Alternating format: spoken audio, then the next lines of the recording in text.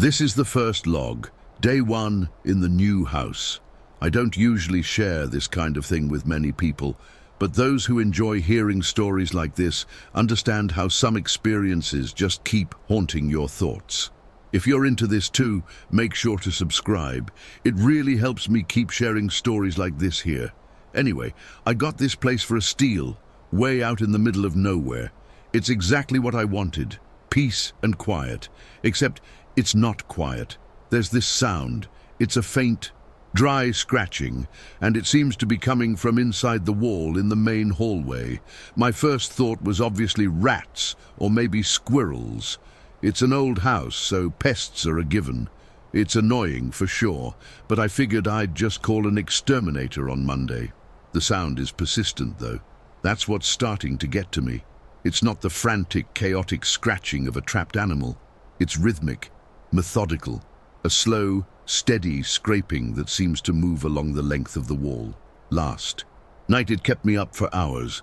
Every time I was about to drift off, it would start again. This soft scrape, scrape, scrape that felt like it was right beside my ear. The isolation out here makes it worse. There are no other noises, no cars, no neighbors, nothing. Just the wind, the creaking of the old house, and this goddamn scratching. It feels like the house has a secret pulse, and I'm the only one here to listen to its faint, unsettling heartbeat. Tonight, something changed. The annoyance is shifting into a kind of low-grade dread. I was walking down the hallway, heading to the kitchen, and I realized the scratching was perfectly in sync with my footsteps. When I walked, it scratched. When I stopped, it stopped. I tried it again, taking slow, deliberate steps. Step, a single scrape from the wall. Step, another scrape. My blood went cold. I stood completely still for a full minute, holding my breath, my heart pounding in my chest. Absolute silence. The moment I took another step, the scratching started again, a perfect mocking echo of my own movement, hidden just behind a thin layer of plaster and wood. It's not a rat. Animals don't do that. The house itself is part of the problem. It's a two-story farmhouse from the early 1900s, with paint peeling off the clapboard like sunburnt skin. I bought it online, sight unseen, mesmerized by the pictures of the surrounding woods and the ridiculously low price. I needed to get out of the city. The noise was killing my creativity. I'm a freelance sound designer for indie games, so silence isn't just a preference, it's a requirement. The irony is suffocating. The woods that looked so peaceful in the photos now feel like a wall, hemming me in. The sky has been a solid sheet of grey since I arrived, and a constant fine mist clings to everything, making the whole world feel damp and cold to the touch. It's a place that feels forgotten by the sun. My routine is simple, which means there are no distractions from the noise. I wake up, make coffee, and sit at my workstation for 8 to 10 hours, listening intently to audio files through expensive headphones. My job is to notice every subtle frequency, every imperfection in a sound wave. This makes me uniquely, horribly equipped to obsess over the scratching. I'm not just hearing it, I'm analyzing its texture, its rhythm, its uncanny responsiveness. I live alone, hundreds of miles from my family, and my only real friend, Mark, lives 3 states away. My isolation is total. There's no one to turn to and say, "Hey, are you hearing this too?" There's only me, the house, and the thing in the walls. Before the scratching started, I loved the sounds of this old place. The floors have a deep, resonant creak. The water pipes groan like a sighing old man when I run the shower, and the wind moans around the eaves of the roof. These were the organic, comforting sounds of a house with history. Now they just serve as a backdrop for the silence. The silence is what I dread most. The moments between the scratching incidents, I find myself straining to hear it, anticipating it. The air is thick with the smell of damp plaster and something else, something vaguely metallic and dusty, like old blood that's long since dried into the floorboards. The house is no longer a sanctuary. It feels like a giant, hollow creature, and I'm living in its belly. I had to be sure. I couldn't just live with the suspicion. I had to know if I was losing my mind. So I decided to run a test, and I'm recording this so I have proof, so someone sees this. I stood at the end of the hallway, phone aimed at the blank white wall.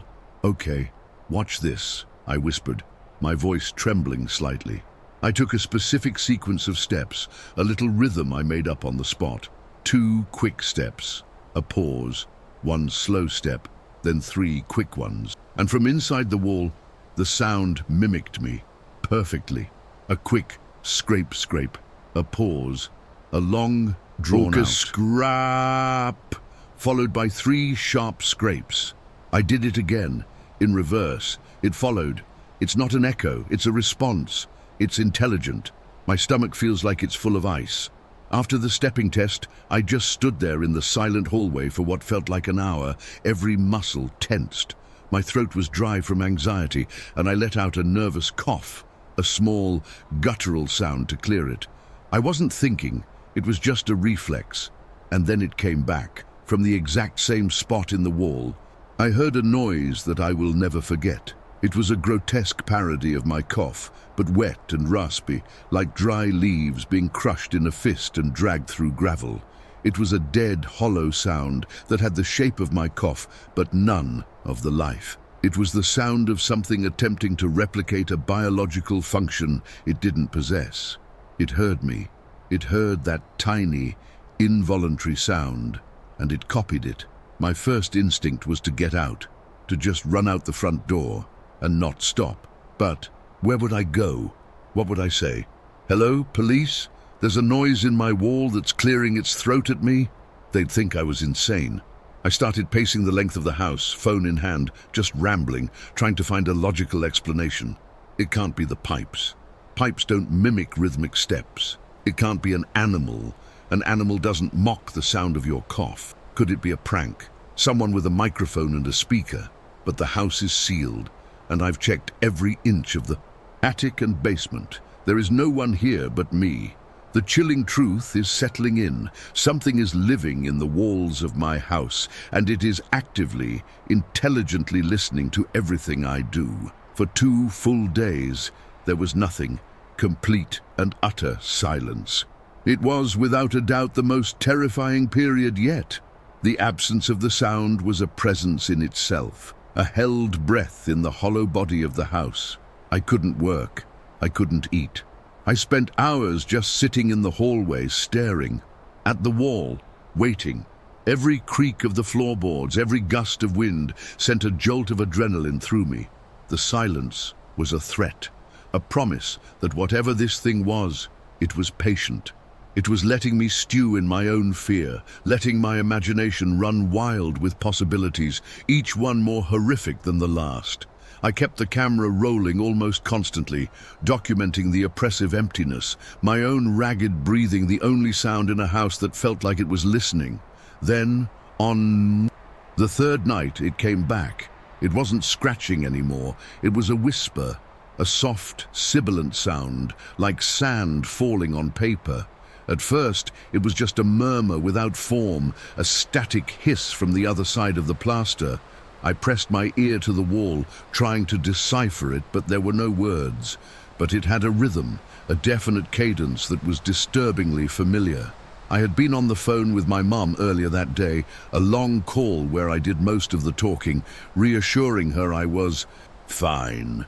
As I listened to the whispering, a cold realization washed over me. The cadence was a perfect match for my speech patterns from that call.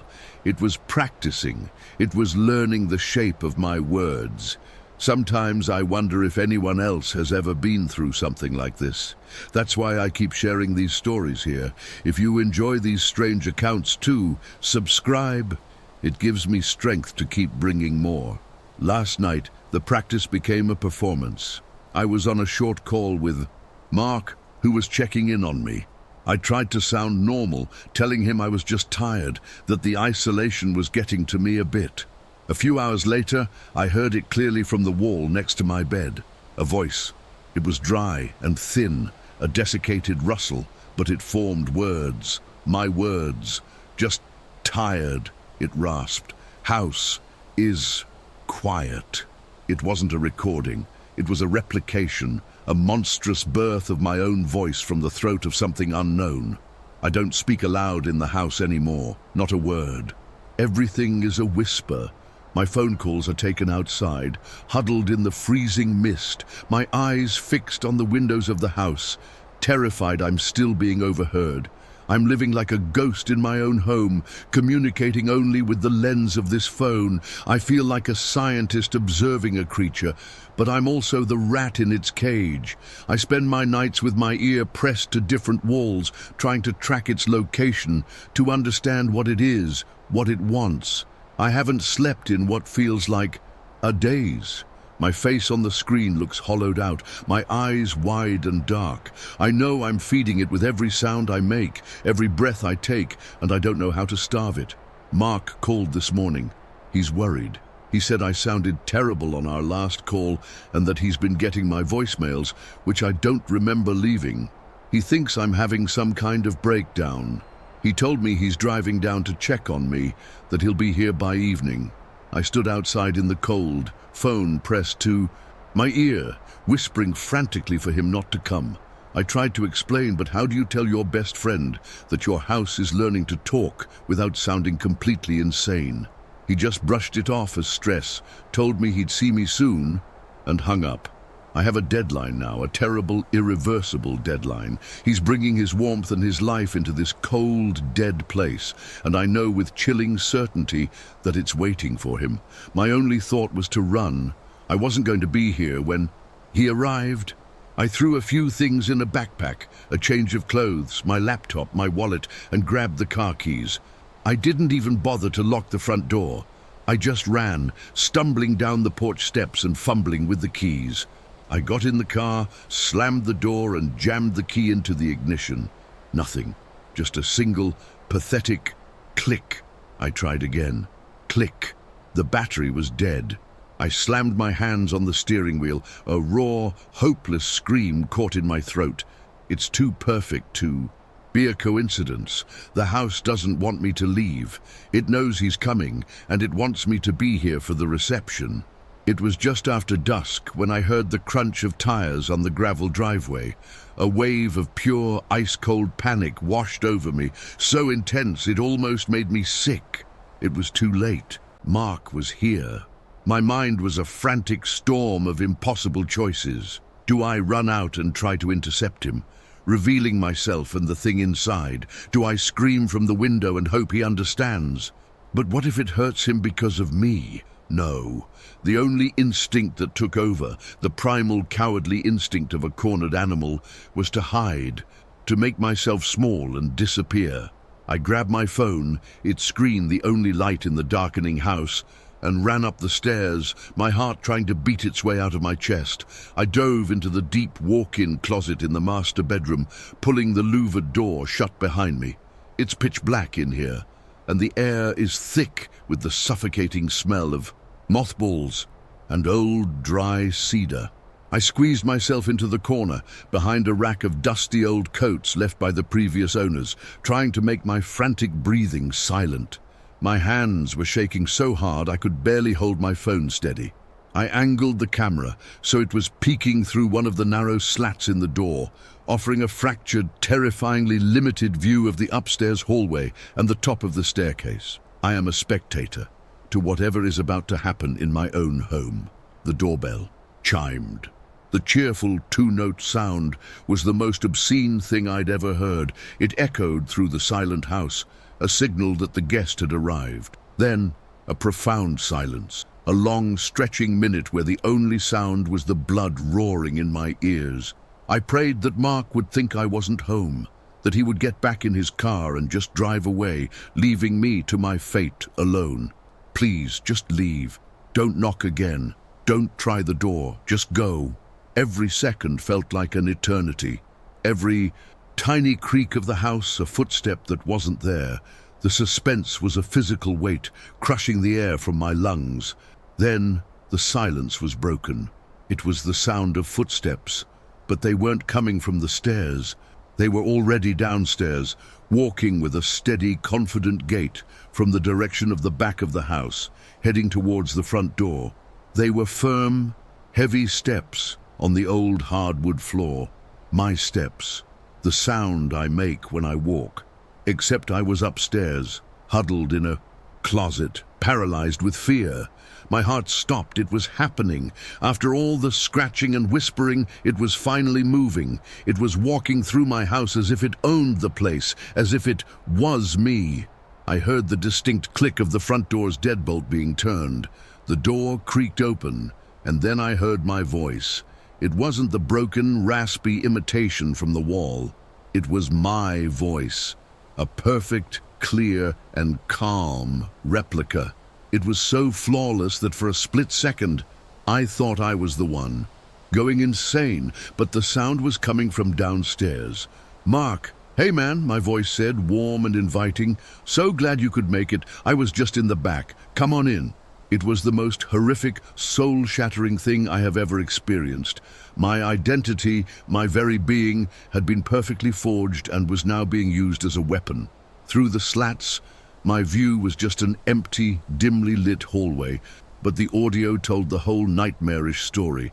I heard Mark's familiar, cheerful voice, full of relief. "Hey, man, you had me worried. You went completely dark on me." The sound of his footsteps crossing the threshold echoed up the stairs.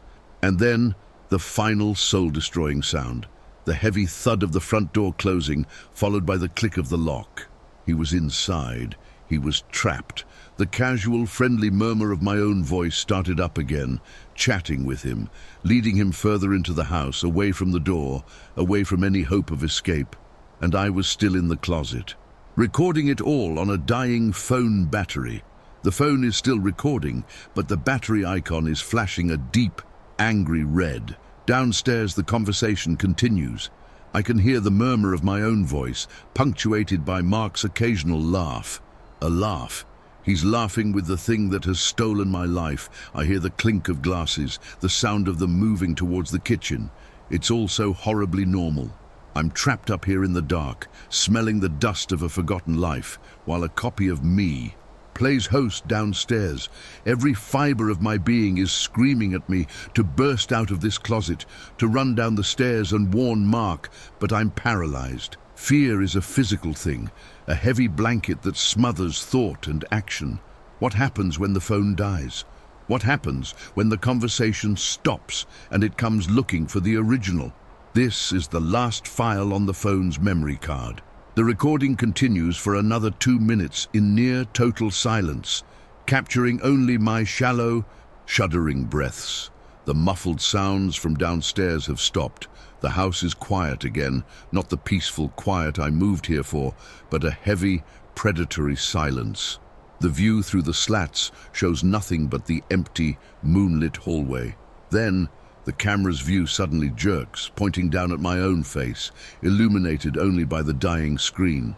My eye is wide, staring at something beyond the lens. A floorboard creaks, not downstairs, but just outside the closet door. The footage glitches, pixelates into a mess of green and purple lines, and then cuts to black. The file ends there. There is nothing else. I don't know if I'll ever fully understand what happened in that house. These video logs are the only testament. There's no record of what happened to Mark or to the man who recorded these final, terrifying moments. We're left with nothing but questions that crawl under the skin. As long as stories like this continue to surface from the dark corners of the world, I'll keep sharing them here. This space exists because of these unsettling mysteries, and for those of us who are drawn to them. If you want to continue to explore them with me, make sure to subscribe. It's the only way to ensure this space and these stories stay alive.